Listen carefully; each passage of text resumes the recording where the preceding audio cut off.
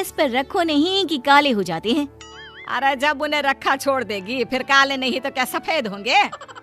सास बहू के बीच पापड़ का डिस्कशन चल ही रहा होता है कि अजीत भी वहां आ जाता है। मैं रखती हूँ कि जल जाता है। आप किसी दूसरी कंपनी का पापड़ मंगवाओ ना। जब से आई है पापड़ की कंपनी ही बदले जा रही है। समझ में नहीं आता इस बार कंपनी बदलूं या बहू। मम्मी, बहू बदलने के लिए पहले court case, police case, divorce, alimony, फिर दोबारा शादी, पता नहीं कितने खर्चे होंगे। जहाँ पापड़ की कंपनी बदलने में सिर्फ थोड़े पैसों का फर्क पड़ेगा। बाकी जैसा आपको सही लगे। वैसे तो एकता देश की प्राइम मिनिस्टर है, लेकिन घर में सास के सामने सिर्फ उसकी नकारा बहू, जिसके साथ किसी भी छोटी बात पर सास बहू की नोक-झोंक चलती रहती है, जिसमें अपने तर्क वितर्क की आदत से एकता हमेशा जीत जाती है। इन सब के बीच अजीत बस मजे लेता है। एक शाम अजीत टीवी पर न्यूज़ देख रहा होता है। सुनो जरा हटो, अब मुश्किल से एक छुट्टी मिली है। आज तो मुझे अपने सारे नाटक देखने हैं।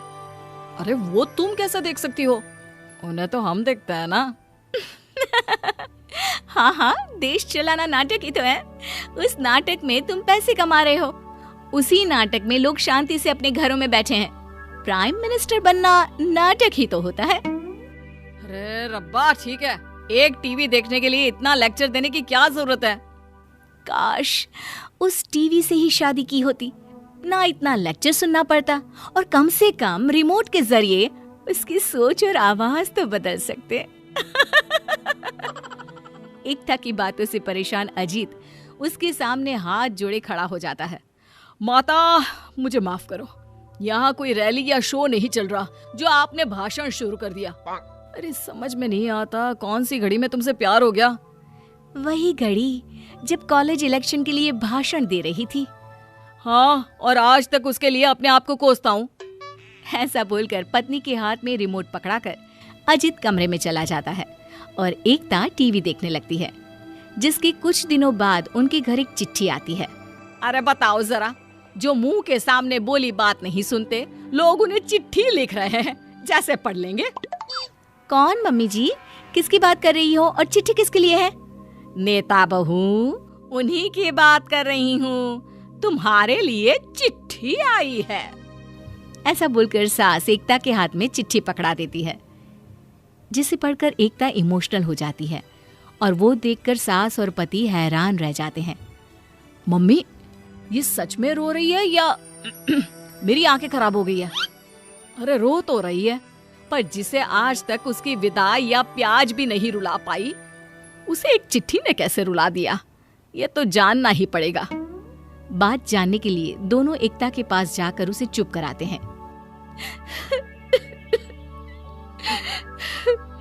उन्होंने एक बार फिर हमें मार दिया।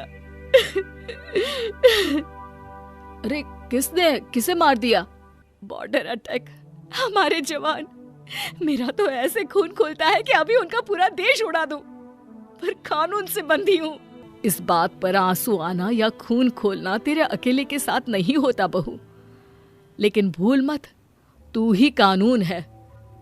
नहीं मम्मी जी, ये सब इतना भी आसान नहीं, बहुत कुछ देखना और समझना पड़ता है। जो भी हो, मुझे बस इतना पता है कि उन्होंने ये जो किया है उसका हिसाब तुम जरूर लोगी। पति की बातों से मोटिवेट होकर एकता तुरंत इमरजेंसी मीटिंग बुलाती है, जो सुबह से शाम तक चलती है, और बहुत सोच विचार करने के बाद सब सदस्य मिलकर फैसला लेते हैं। तो फिर मैं इस पर काम करना शुरू करता हूँ। पीएम ऑफिस से ऑफिशियल लेटर पहुंच जाएगा। मीटिंग खत्म होने पर सब मंत्रियों और सदस्यों के वहां से जाते ही सास और अजीत अपने सवालों का पिटारा लिए एकता के पास पहुंच जाते हैं। तो क्या सोचा? देख, अगर किसी भाषण का प्लान है तो अभी कैंसिल कर दे। हाँ एकता, पब्लिक बेफिजुल के वादे सुनकर पक गई है, टाइम कुछ करने का है। मैं हमेशा से जो बोलती हूँ वही करती हूँ, आप लोग टेंशन ना ले, सब कुछ प्लान हो गया है, लेकिन मैं अभी किसी को कुछ भी नहीं बता सकती। ये कहकर एकता दोबारा अपने ऑफिस में चली जाती है। इसी तरह दिन और दिन के साथ महीने बीत जाते हैं, लेकिन कहीं भी बॉर्डर हमले की ना कोई बात होती है, ना ही देश उसका जवाब दे रहा होता है, जिससे घर वाले भी एकता से नाराज रहने लगते हैं।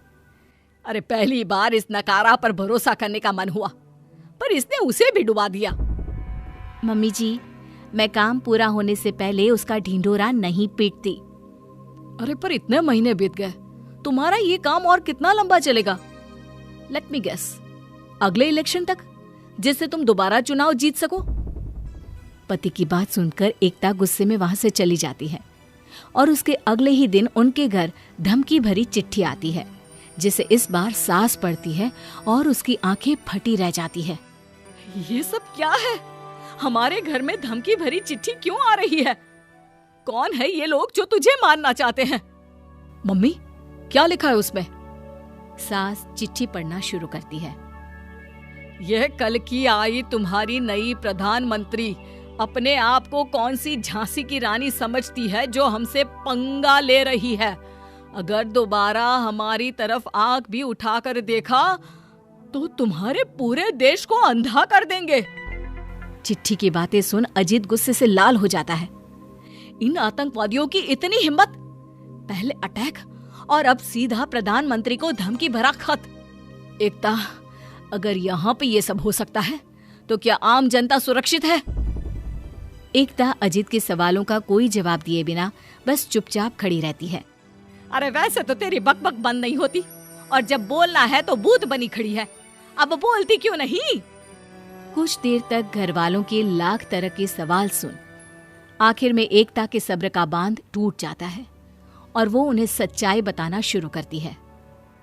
बॉर्डर पर हुए अटैक के बाद हमने एक सीक्रेट मिशन शुरू कर उनके कैंप में अपने लोग भेजे, जिन्होंने हमें उनके सब सीक्रेट्स और अगले हमलों के प्लान बता दिए, जिससे अब हम उन हमलों को रोकने और आतंकवादियों के आधे से ज्यादा लोगों को कैद करने में कामयाब हो गए। ये धमकी उसी का असर है। तुमने इतना कुछ किया और हम यहाँ बस शक करते ही रह गए। क्या फायदा, अब तो खतरा पहले से ज्यादा बढ़ गया। भूलो मत, तांडव तभी होता है जब अन्य हद से ज्यादा बढ़ते हैं। और अब उन आतंकवादियों को ये बताने का समय आ गया है कि तांडव सिर्फ शिव नहीं, दुर्गा भी करती है। पति और सास की बातें सुन एकता की हिम्मत बढ़ जाती है और वो एक बार फिर आपातकालीन मीटिंग बुला उन्हें अपने दुश्मनों का नामो निशान दुनिया से मिटाने का प्लान बताती है। लेकिन मैडम प्रधानमंत्री, इतना बड़ा प्लान और काम इतनी जल्दी कैसे होगा? सबकी मदद से। अब एकता अपने मित्र देशों, जनता और सारी फोर्सेस की मदद से प्लान शुरू करती है, जिसे सब नामुमकिन समझते हैं, लेकिन एकता उस पर टिकी रहती है और महीनों की कड़ी मशक्कत के बाद आखिर में हमला कर वो प्लान को पूरा कर ही लेते हैं।